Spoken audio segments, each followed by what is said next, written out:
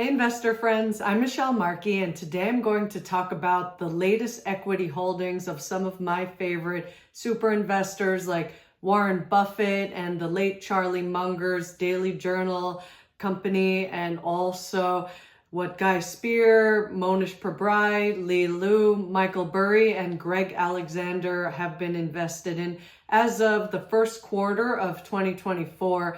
So that's for the period between January to March 2024.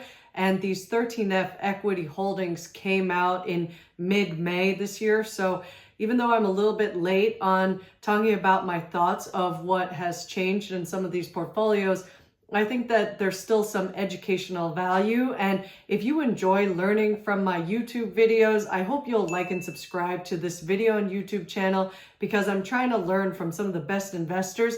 And I hope some of my takeaways might also help you in your learning journey as an investor. So with that, I'm going to look at what the Berkshire Hathaway portfolio contains, led by one of my favorite investors, Warren Buffett. And it was a surprise to me to see that Berkshire Hathaway sold about 13% of their Apple holding, and they've come down in a lot of their holdings from a couple of quarters ago. I remember when Berkshire had about 48 stocks in its portfolio, and now they only have 41 stocks. So that's a bit of a change, that they're getting more concentrated, and yet their portfolio is still worth about $332 billion as of the end of March 2024.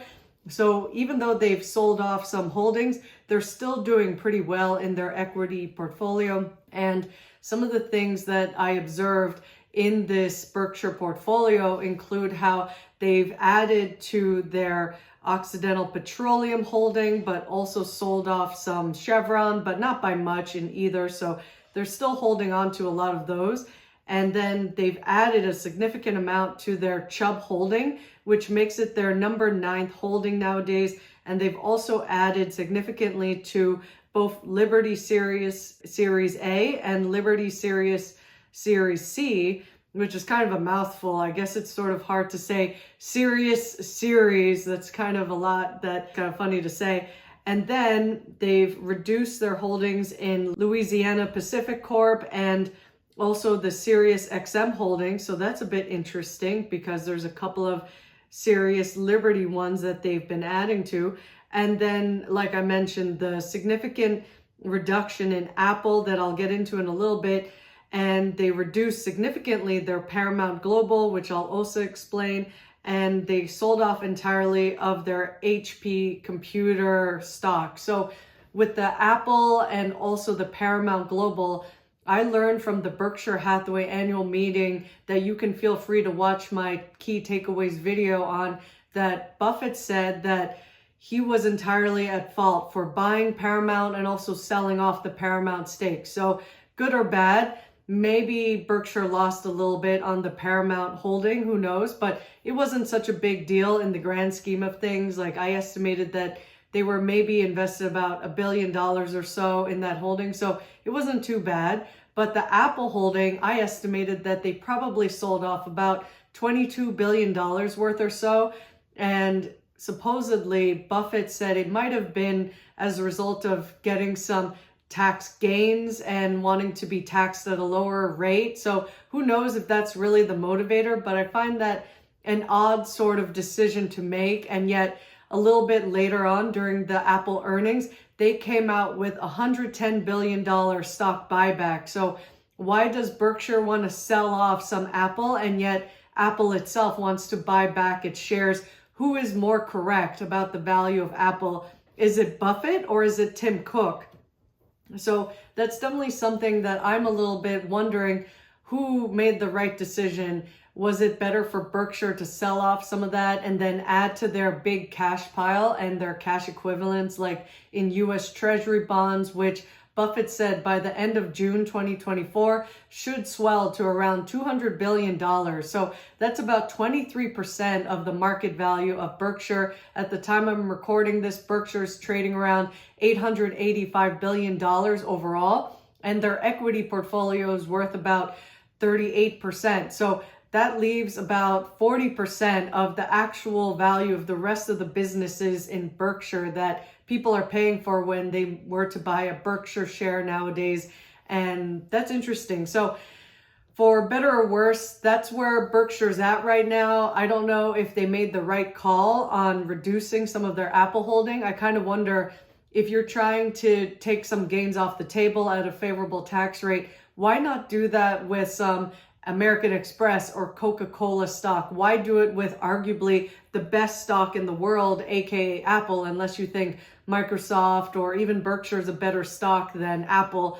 It's a bit questionable, but I think Buffett's reassured investors that they would still continue to hold a lot of Apple shares. So let's see. I don't know why they would have reduced it, but let's see who will be more right in the end. Is it going to be Berkshire and they'll reallocate those funds to something else? Or is it going to be Tim Cook and Apple that are currently buying back a lot of shares, I'm guessing, because Apple is back to close to its all-time highs, pretty much there if it's not already exceeded that. And then for Charlie Munger's Daily Journal, we can see that the current CEO, Stephen Myhill-Jones, may have been responsible for some of the reductions here, because across the board, there were significant reductions in their bank stocks and also in their Alibaba holding. They're still owning all of them, but their portfolio is significantly reduced, and I don't think that's what Charlie would have wanted.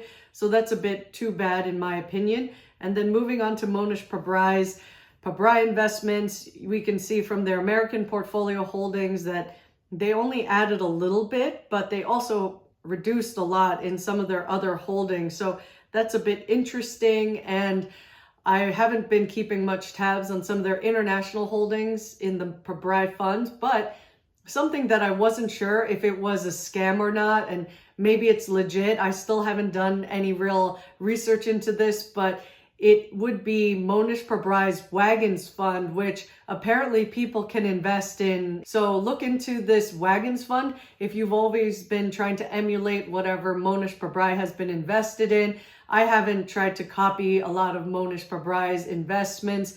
I think that it would be worthwhile, though, to study what are some of the holdings in this Wagons Fund, and does it reflect what Monish Pabrai owns in his normal Pabrai investment. So definitely do your homework before you invest in anything. This is not advice. I'm not trying to promote if this Wagons Fund is a good investment place or not. It's just something that might pique your interest if you're curious about learning about how Monish Pabrai invests. So definitely look into that for learning purposes. And then with Guy Spier, we can see that he reduced about 25% of his Ferrari holdings, and that's basically all that Guy Spier seems to have been up to. Everything else is pretty static.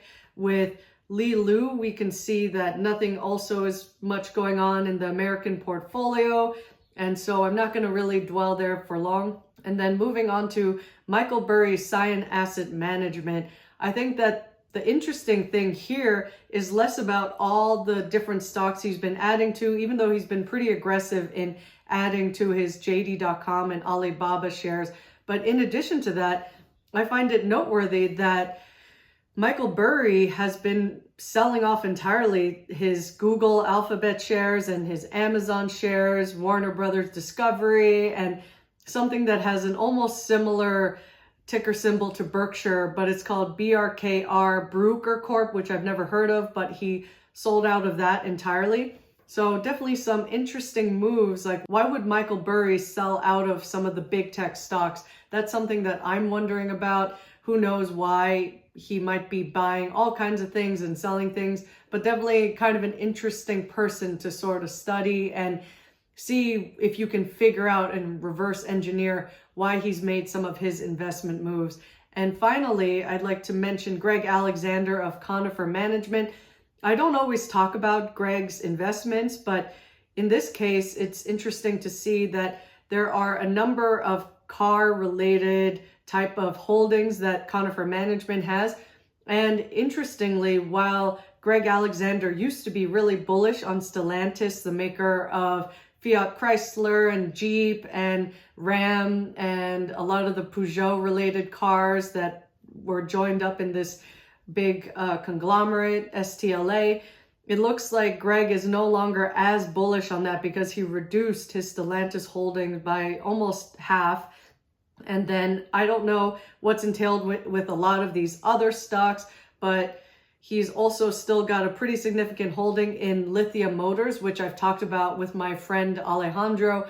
So if you want to learn about lithium motors, feel free to check that out. But otherwise, with Greg's holdings, it's just interesting to periodically check back in on those because he's a really great investor as well. I know Warren Buffett respects this investor. So if you're curious to learn, definitely take a look at his portfolio and holdings and see if you have any interest in them, because maybe you're really into the automotive industry and some of these might be compelling moves.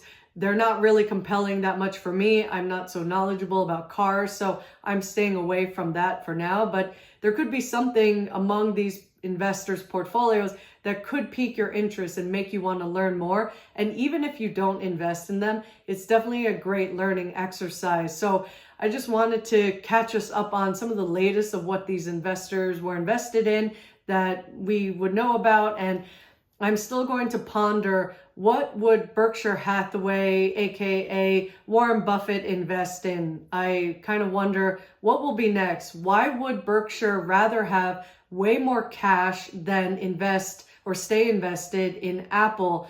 Like, instead of buying back shares of either Apple or Berkshire Hathaway shares itself, Berkshire would rather have more cash. So what could Warren Buffett be thinking in being more conservative, in having maybe a fifth or a quarter of Berkshire's wealth be in cash, essentially? Like, could there be a potential stock market buying opportunity in the near future? Or is Berkshire buying whole companies? Is that why Berkshire needs a lot of cash on hand? I know that Buffett said that they have no plans to buy entirely Occidental Petroleum. So if they're only going to basically keep their rough amount of Oxy that they own now, what else is there that Berkshire could buy out either in the stock market as a partial equity holding, or if Berkshire wants to buy more whole companies to make a future subsidiary of Berkshire?